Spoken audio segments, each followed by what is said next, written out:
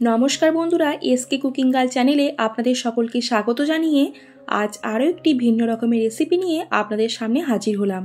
বন্ধুরা, আমরা অনেকেই আছি উচ্ছে খেতে পছন্দ করি না এবং বাড়ির বাচ্চারা তো উচ্ছে খেতে একদমই পছন্দ করে না, কিন্তু আজ আমি আপনাদের সঙ্গে উচ্ছে এবং আলু দিয়ে একটি নতুনত্ব রেসিপি শেয়ার করব, যেটা বাড়ির বাচ্চা থেকে বড় সকলেই খুব পছন্দ করবে। চলুন তাহলে আজকের রেসিপিটি শুরু করা যাক। বন্ধুরা, রেসিপিটি শুরু করার আগে যারা যারা আমার চ্যানেলটিকে এখনও সাবস্ক্রাইব করেনি তারা অবশ্যই আমার চ্যানেলটিকে সাবস্ক্রাইব করে আমার পাশে থাকবেন। আমি এখানে 4 থেকে 5টার মতো মিডিয়াম সাইজের উচ্ছে নিয়েছি এবং উচ্ছেগুলিকে লম্বালম্বিভাবে কেটে নিচ্ছি। শুক্তোর মধ্যে দেওয়ার জন্য উচ্ছেগুলিকে যেরকম শেপে কাটা হয় ঠিক সেরকম শেপ করেই উচ্ছেগুলি কেটে নিচ্ছি।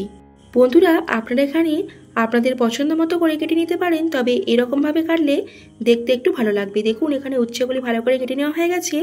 এরপর আমি এখানে একটি বড় সাইজের আলু নিয়েছি। এর মধ্যে আমি একটাই মাত্র আলু দেব। দেখুন, আলুটা ভালো করে খোসা ছাড়িয়ে নিয়ে আলুগুলিও ঠিক শুক্তোর মতো করেই লম্বালম্বি করে কেটে নিচ্ছি। এখানে আলু এবং উচ্ছে দুটো একই শেপেই কেটে নিলাম। দেখুন, এরপর এদিকে একটি পাত্রের মধ্যে জল নিয়ে উচ্ছে এবং আলুগুলি ভালো করে ধুয়ে নিলাম। উচ্ছে এবং আলুগুলিকে ভালো করে ধুয়ে নিয়ে জল ঝরিয়ে একটি পাত্রের মধ্যে তুলে নিলাম।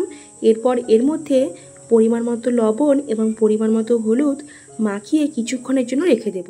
এদিকে গ্যাসের ওভেন চালিয়ে দিয়ে কড়াই বসিয়ে দিয়েছি। কড়াইয়ে পরিমাণ মতো সর্ষের তেল দিলাম। তেল গরম হয়ে গেছে। এরপর আমি উচ্ছেগুলিকে তেলের মধ্যে দিয়ে দেব। প্রথমে উচ্ছেগুলিকে ভালো করে ভাজা ভাজা করে নিয়ে একটি পাত্রের মধ্যে তুলে নেব। তারপর আলুগুলিও সেমভাবে ভাজা ভাজা করে নেব।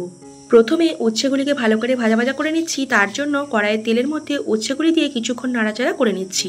এরপর কিছুক্ষণের জন্য ঢাকা দিয়ে রাখবো। এর ফলে উচ্ছেগুলি হালকা করে সেদ্ধ হয়ে যাবে এবং ভালো করে ভাজা ভাজাও হয়ে যাবে। প্রায় 2 থেকে 3 মিনিট ভালো করে ঢাকা দিয়ে একটু ভাজা ভাজা করে নিলাম। আবারও ঢাকা খুলে দিয়ে কিছুক্ষণ নাড়াচাড়া করে নিয়ে ভালো করে উচ্ছেগুলিকে ভাজা ভাজা করে নিয়ে একটি পাত্রের মধ্যে তুলে নিয়েছি।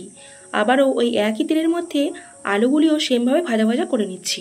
দেখুন, আলুগুলিকে কড়াইয়ের তেলের মধ্যে দিয়ে কিছুক্ষণ নাড়াচাড়া করে নিয়ে আবারও কিছুক্ষণ ঢাকা দিয়ে ভালো করে ভাজা ভাজা করে নিচ্ছি। কিছুক্ষণের জন্য ঢাকা দিয়ে আলুগুলিকে ভাজা ভাজা করে নিলে আলুগুলিও খুব সুন্দরভাবে সেদ্ধ হয়ে যাবে। দেখুন, আলুগুলিও হালকা করে ভাজা ভাজা করে নিয়েছি। আবারও ওই পাত্রের মধ্যে আলুগুলোকে তুলে দিলাম। এদিকে আলু এবং উচ্ছে ভালো করে ভাজা ভাজা করে নিয়ে একটি পাত্রের মধ্যে তুলে নিয়েছি। এরপর ওই কড়াইয়ের মধ্যে আরও কিছুটা পরিমাণ তেল দিয়ে তেজপাতা, শুকনো লঙ্কা এবং গোটা জিরে ফোড়ন দিলাম। ফোড়ন হালকা করে ভাজা ভাজা হয়ে গেছে। এরপর কড়াইয়ের তেলের মধ্যে আমি কিছুটা পরিমাণ গোটা গরম মশলা দিয়ে দিলাম। গোটা গরম মশলার মধ্যে দারচিনি, এলাচ, লবঙ্গ দিয়েছি। সমস্ত উপকরণগুলি হালকা করে ভাজা ভাজা করে নিয়ে এরপর আমি এখানে একটি মিডিয়াম সাইজের গোটা পেঁয়াজ কুচিয়ে রেখেছিলাম, সেই পেঁয়াজ কুচিটা দিয়ে দিলাম। এরপর এই পেঁয়াজটা হালকা করে নাড়াচাড়া করে নিয়ে একদম লাল লাল করে ভাজা ভাজা করে নেব। পেঁয়াজটা হালকা লাল লাল করে ভাজা ভাজা করে নিয়েছি। এরপর আমি এখানে একটি মিডিয়াম সাইজের গোটা টমেটো কুচিয়ে রেখেছিলাম, সেই টমেটো কুচিটা দিয়ে দেব।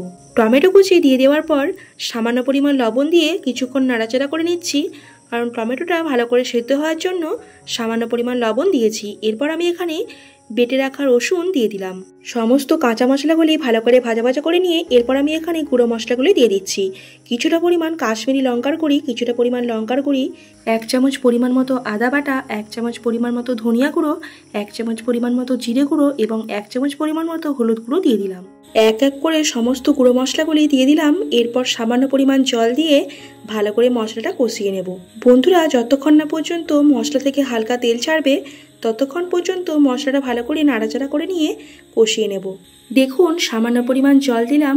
জল না দিলে মশলাটা ধরে যাবে, তার জন্য সামান্য পরিমাণ জল দিয়ে কিছুক্ষণ নাড়াচাড়া করে নিয়ে মশলাটা খুব ভালো করে কষিয়ে নিয়েছি। মশলা থেকে তেল ছেড়ে গেছে। এরপর আমি এখানে আলু এবং উচ্ছেগুলি ভেজে রেখেছিলাম, সেগুলি মশলার মধ্যে দিয়ে দেব।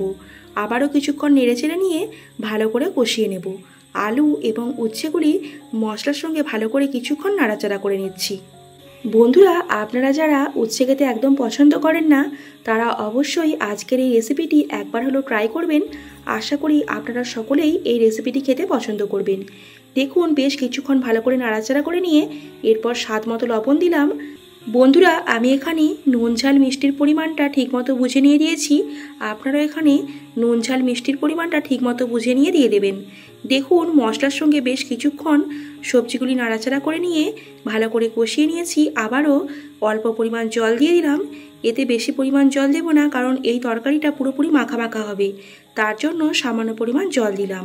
দেখুন সামান্য পরিমাণ জল দিয়ে তরকারিটা কিছুক্ষণ ঢাকা দিয়ে ভালো করে ফুটিয়ে নিয়েছি।